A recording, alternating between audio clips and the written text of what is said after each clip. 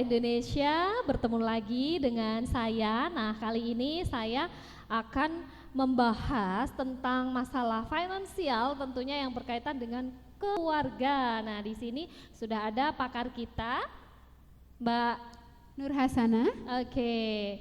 Dan di sini saya akan menanyakan beberapa hal mengenai masalah keuangan ini karena tentunya beliau ini sudah sangat expert dalam membangun keuangan rumah tangga dari ibaratnya dari mulai awal begitu ya Mbak ya, pernikahan sampai sukses seperti ini sekarang, berhasil membuat resep tersendiri yang istimewa sehingga membuka bisnis yang sangat luar biasa, permintaan franchise-nya udah di mana-mana. Nah, ini luar biasa sekali. Oke, langsung kita kupas tuntas ini. Apa-apa saja sih rahasianya? Karena kita tahu sendiri ya, Mbak Nur ya, apabila di dalam kondisi COVID-19 ini banyak terjadi PHK gitu ya. Walaupun tidak terkena PHK tapi juga banyak yang terdampak sehingga ternyata 400.000 wanita itu menggugat cerai karena masalah ekonomi. Nah ini Waduh. bagaimana tipsnya ini bisa mengatur keuangannya ini Mbak Nur Hasanah? Baik, ya itu cobaan perempuan itu seperti itu ya Mbak Rizka ya. Jadi cobaan perempuan itu kesetiaannya akan diuji manakala suaminya sedang posisinya tidak punya duit gitu ya. Nah, gitu, kebalikannya kalau seorang suami ini kesetiaannya akan diuji ketika banyak duit gitu ya. Pengalaman pribadi, Mbak. Alhamdulillah tidak gitu ya, jangan sampai gitu ya. Karena kebetulan saya dan suami juga berkomitmen satu visi satu misi dalam cara pandang kami dalam hal mengelola keuangan rumah tangga kami ya. Saya harap di sini calon keluarga Indonesia juga bisa mengelola dan memanajemen keuangan keluarganya sehingga ketahanan keluarganya bisa kuat ya, kesejahteraan keluarganya sehingga bisa menjadi keluarga yang harmonis gitu ya sampai usia memisahkan. Nah, kira-kira apa saja sih yang bisa kita lakukan supaya suatu keluarga ini bisa sejahtera secara finansial ya. Di sini saya bukan expert ya, sahabat keluarga Indonesia, saya juga masih pembelajar ya, tetapi dalam proses pembelajaran saya itu melalui hal yang sangat luar biasa sulit yang tidak akan selesai rasanya kalau saya ceritakan semua di forum ini ya Mbak Rizka ya. Luar biasa sekali ya. Ya, jadi roller coasternya kehidupan itu kalau masalah finansial saya dan keluarga sepertinya sudah merasakan dari saya kecil bahkan Mbak Rizka. Ya, karena kebetulan juga orang tua saya adalah pembisnis, jadi yang namanya bangkrut, kemudian dalam masa kejayaan itu sudah up and down-nya itu udah biasa ya. Up and down-nya sudah saya lalui sehingga ketika memasuki jenjang pernikahan saya mencoba menerapkan itu meskipun di awal-awal sangat sulit sekali. Baik. Nah, kira-kira apa saja yang bisa kita lakukan supaya ketahanan keluarga kita dalam hal finansial bisa kuat? Yang pertama, sahabat keluarga Indonesia, yaitu kita harus satu visi dan satu misi dengan pasangan kita. Ya.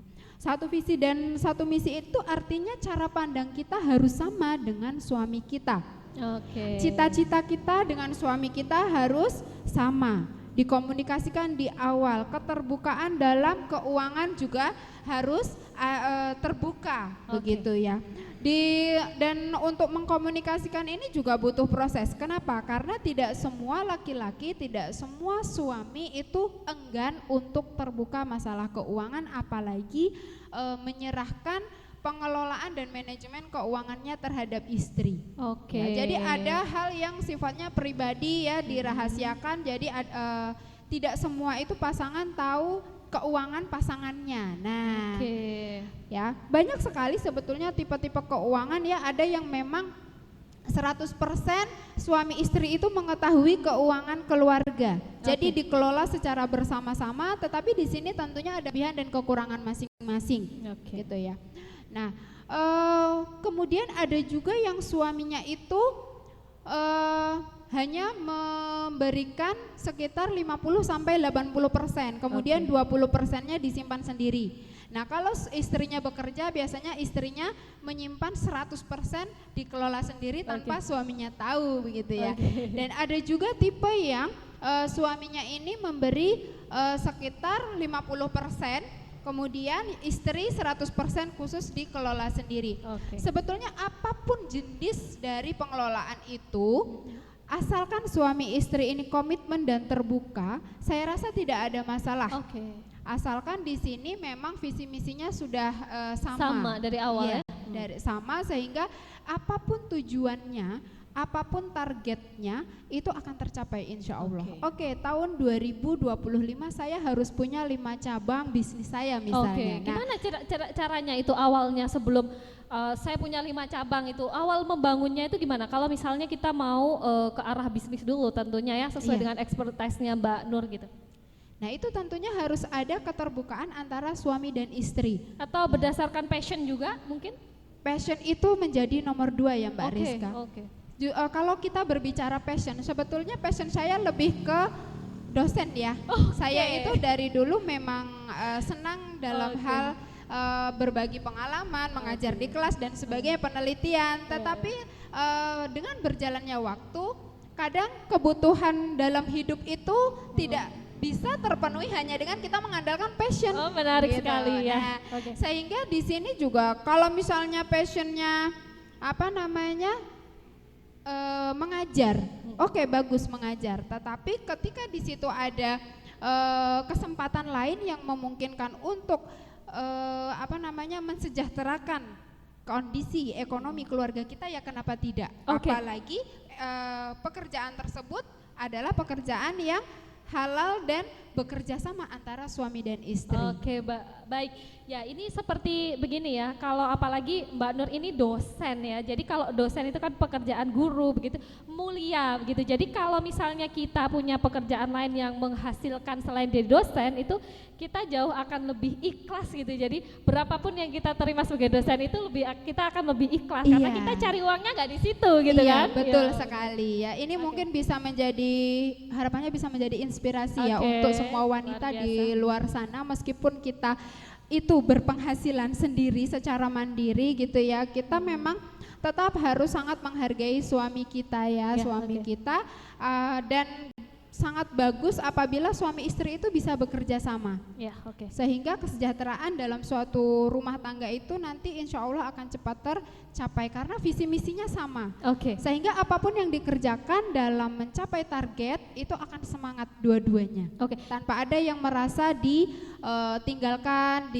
terlalu sibuk dan sebagainya, dan ini akan berpengaruh ke hal yang lainnya, ke seksualitas, kemudian ke kebahagiaan anak dan lain-lain. Baik. Menarik sekali ya Mbak Nur ya, pengalamannya itu.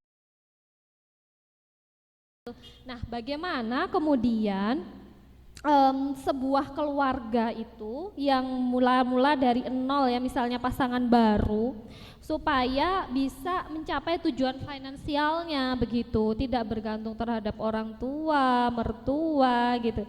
Bisa mandiri secara ekonomi intinya, begitu. Baik, untuk mandiri secara ekonomi itu kita perlu komunikasi ya Mbak Rizka, dengan pasangan kita tentunya. Kita perlu mengkomunikasikan kepada pasangan kita target-target kita dalam rumah tangga itu apa. Ya, target itu banyak dan sifatnya relatif. Masing-masing rumah tangga tentu memiliki target yang berbeda-beda. Contoh, saya di usia sekian saya harus memiliki rumah tinggal sendiri. Harus punya misalnya di tahun sekian punya investasi misalnya kos-kosan, misalnya punya homestay, punya cabang bisnis di mana-mana. Nah, itu target ya.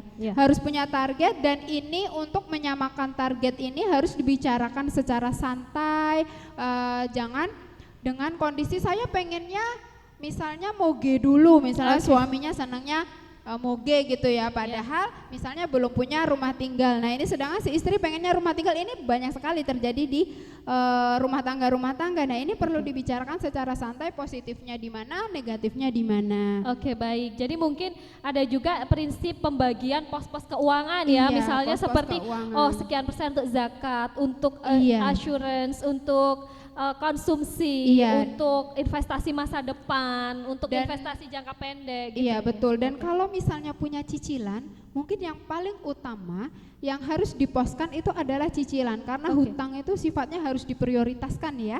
Jadi sahabat keluarga Indonesia, ketika nanti misalnya sudah menikah kemudian membeli rumah dengan KPR, maka yang harus diutamakan ketika dapat gaji adalah membayar cicilan terlebih dahulu, baru nanti yang kedua adalah sedekah ya. Kemudian yang ketiga adalah biaya untuk baru kebutuhan pokok dan lain-lain. Tapi jangan lupa selalu menyisihkan minimal 10% dari penghasilan kita untuk menabung.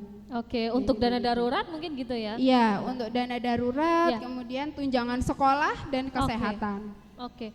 Jadi mungkin untuk sekarang ini permasalahannya adalah pasangan-pasangan muda itu belum bisa apalagi membagi pos-pos keuangan seperti itu untuk kebutuhan pokok saja ibaratnya belum bisa memenuhi begitu. Nah, itu solusinya bagaimana ya? Apakah harus menekan standar hidup atau bagaimana?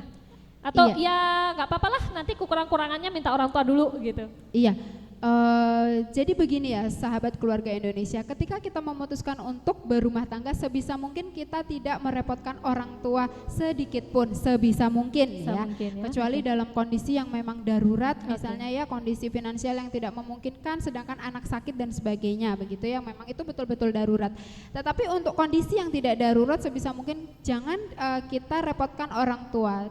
Lalu bagaimana caranya ketika pasangan ini misalnya penghasilannya sangat minim, untuk makan saja tidak cukup gitu ya. Nah, yang paling utama harus dilakukan adalah komunikasi. Komunikasi, jangan sampai kita saling menyalahkan. Oke. Saling menyalahkan sehingga tadi banyak kasusnya lebih dari 400.000 wanita Wanita, yang menggugat cerai suaminya hanya karena suaminya tidak berpenghasilan mencukupi kebutuhannya. Lalu Oke. bagaimana yang harus dilakukan adalah tentunya memikirkan secara bersama apa yang bisa dilakukan untuk mendapat penghasilan tambahan. Misalnya mencari usaha tambahan. Oh, sudah menjadi guru. Oke, misalnya di luar sambil jualan online shop. Oke. Sekarang banyak sekali peluang-peluang di zaman digital itu, bekerja tidak harus keluar rumah ya.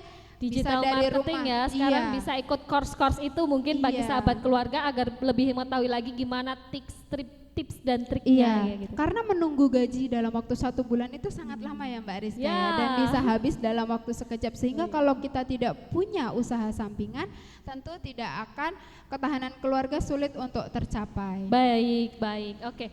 Wah, menarik sekali ini ya. Jadi memang apalagi sekarang generasi milenial, generasi Z juga yang mungkin sudah mulai memikirkan gimana sih nih nanti upaya-upayanya supaya dapat penghasilan tambahan. Nah, sekarang mungkin bisa tipsnya adalah ikut course-course yang Iya. bersifat financial, misalnya digital marketing dan segala macam. Tapi setahu saya, sependek pengetahuan saya, segala rencana itu ya memang harus langsung dicoba dulu gitu Iya, ya. Jangan betul. wacana aja. Iya.